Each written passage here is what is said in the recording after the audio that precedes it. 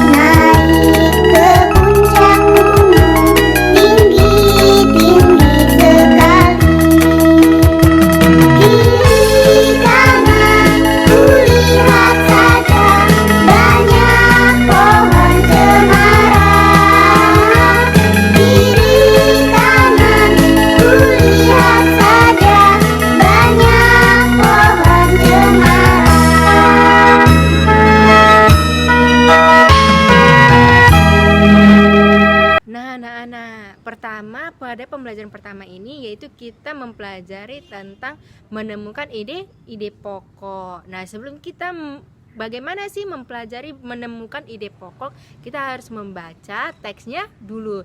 Di sini Miss menyediakan teks bacaan tentang menanam padi. Yuk kita baca sama-sama.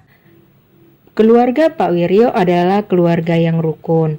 Mereka saling membantu dalam bekerja. Hari ini, keluarga Pak Wiryo pergi ke sawah. Mereka akan menanami padi.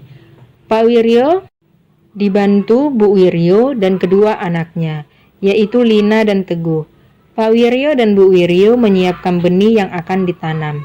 Mereka mencabuti benih yang telah disemaikan. Agar akarnya tidak putus, mereka mencabuti dengan hati-hati. Pak Wiryo dan Bu Wiryo menyiapkan benih yang akan ditanam. Mereka mencabuti benih yang telah disemaikan. Agar akarnya tidak putus, mereka mencabuti dengan hati-hati. Benih yang sudah dicabuti dibawa Teguh ke petak sawah yang akan ditanami. Setiap peta mendapat sejumlah tumpukan benih. Setelah selesai mencabuti benih, Pak Wiryo dan Bu Wiryo menanam benih tersebut. Teguh juga tidak mau ketinggalan. Mereka menanam benih dengan cekatan. Sambil berjalan mundur, benih itu ditanamkan. Walaupun cuaca agak panas, mereka tetap bersemangat menanam benih. Sementara itu, Lina menyiapkan minuman dan makanan kecil di gubuk. Pukul 11, semua beristirahat di gubuk. Lina segera melayani bapak, ibu, dan kakaknya. Mereka makan dengan lahap karena mereka terlihat sangat letih. Lina juga ikut makan. Dalam sekejap, hidangan yang disediakan Lina habis. Setelah selesai makan, mereka beristirahat sebentar. Kemudian kembali melanjutkan pekerjaan masing-masing. Pak Wiryo, Bu Wiryo, dan Teguh kembali menanam benih padi, sedangkan Lina membersihkan peralatan makan. Pukul 13.30, mereka selesai menanam benih. Setelah berkemas dan membersihkan diri, mereka segera pulang. Teguh dan Lina sangat senang bisa membantu pekerjaan orang tuanya. Pak Wiryo dan Bu Wiryo pun bangga terhadap anak-anaknya. Sudah kita baca bersama kan teks menanam padi tadi? Nah, tadi udah ada berapa paragraf anak-anak? Iya, di sini setelah kita mengetahui ada berapa paragraf di dalam teks menanam padi tersebut, kita harus menemukan ide pokok. Ide pokok adalah inti dari sebuah cerita atau inti dari sebuah paragraf. Nah, tadi kita sudah membaca tentang teks menanam padi. Kalian sudah tahu tidak apa sih inti atau ide pokok paragraf pada paragraf pertama, paragraf kedua, paragraf ketiga, dan paragraf keempat? Iya. Nah, kalau kalian sudah menemukannya, yuk ikuti Miss. Kalian benar tidak apa yang kalian temukan itu? Oke, kita belajar bersama ya anak-anak. Apa ide pokok pada paragraf pertama? Iya, yaitu kalimat yang pertama. Keluarga Pak Wiryo adalah keluarga yang rukun. Sekarang ke paragraf kedua. Iya, pada teks yang paragraf kedua yaitu kalimat pertama juga, yaitu Pak Wiryo dan Bu Wiryo menyiapkan benih yang akan ditanam. Paragraf ketiga terdapat pada kalimat berapa? Iya, paragraf ketiga juga terdapat pada kalimat pertama. Paragraf keempat. Iya, pada kalimat pertama juga, dan paragraf kelima juga seperti itu. Nah, anak-anak sudah mengerti kan bagaimana cara menentukan ide pokok pada suatu paragraf? Nah, selanjutnya kita akan mempelajari tentang gaya. Yang pertama yaitu gaya gravitasi. Miss mau nanya nih, anak-anak pada tahu nggak apa yang dimaksud dengan gaya gravitasi? Yuk kita baca sama-sama.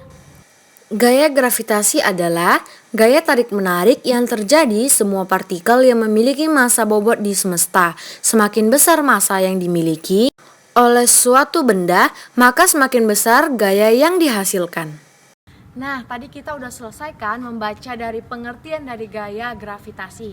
Sekarang Miss akan mencontohkan bagaimana sih gaya gravitasi itu. Oke, Miss punya 2 lembar kertas. Yang satu Miss akan remukkan. Oke, pertanyaannya, kan ada 2 kertas nih, sama-sama kertas kan? Nah, kalau Miss jatuhkan, mana yang akan diluan sampai ke bawah?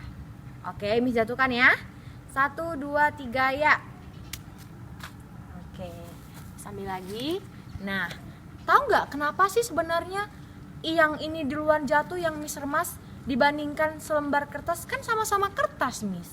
Nah, gaya gravitasi itu jadi semakin berat beban yang kita miliki, maka dia akan jatuh semakin lebih cepat. Oke, Miss contohkan sekali lagi. 1, 2, 3, ya. Nah, diluan jatuh kan yang kertas yang udah Miss kuel-kuel. Nah, jadi gaya gravitasi itu seperti itu. Jadi semakin besar gaya yang beban yang diberikan, maka akan diluan jatuh. Nah, kita akan mempelajari tentang gaya magnet. Nah, apa sih Miss yang dimaksud dengan gaya magnet? Gaya magnet itu jika kutub utara dan kutub selatan jika disatukan, maka mereka akan tarik-menarik. Nah, jadi Miss, emang magnet itu punya berapa kutub? Nah, magnet itu punya 2 kutub. Yang satu kutub utara dan satu kutub selatan. Miss, contohnya mereka bisa menyatu gimana? Contohnya seperti ini. Misalnya ini kutub utara dan ini kutub selatan. Miss akan lengketkan.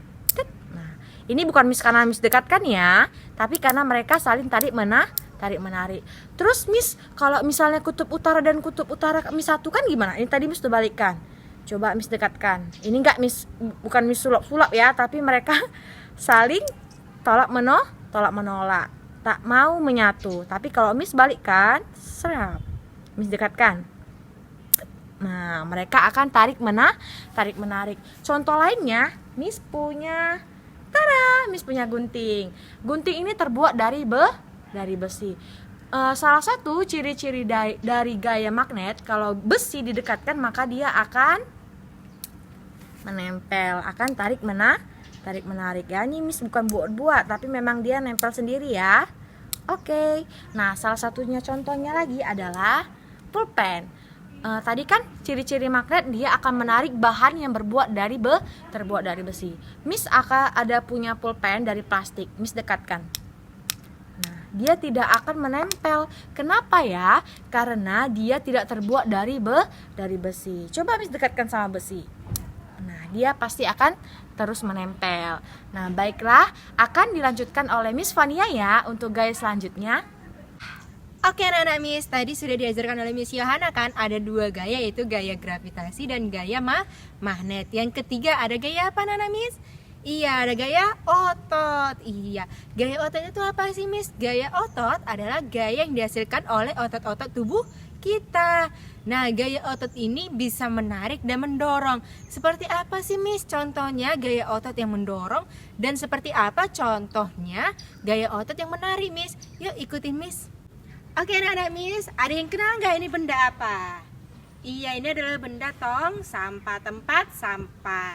Iya, contoh apa sih hubungannya tempat sampah ini dengan contoh gaya otot Miss? Nah, hubungannya kalau dia gaya mendorong seperti ini. Oke, seperti itu dia gaya mendorong. Jadi kita mendorong ke depan. Jadi kalau gaya menarik itu gimana sih Miss? Kalau menarik seperti ini ya.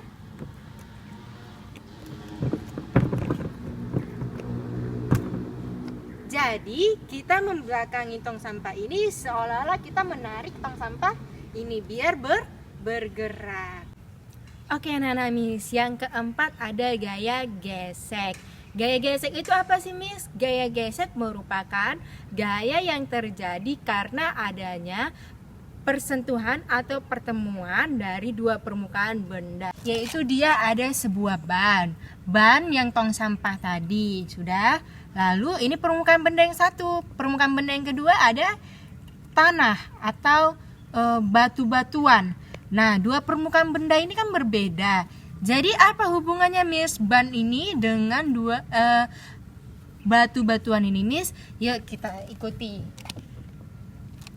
Jadi karena bannya bisa bergerak karena adanya batu-batuan tersebut dan mereka saling bergesekan. Seperti yang pengertian tadi, gaya gesek terjadi karena adanya saling pergesekan antara 2 permukaan benda. Baiklah anak-anak Miss, pada hari ini kita telah selesai melakukan pembelajaran.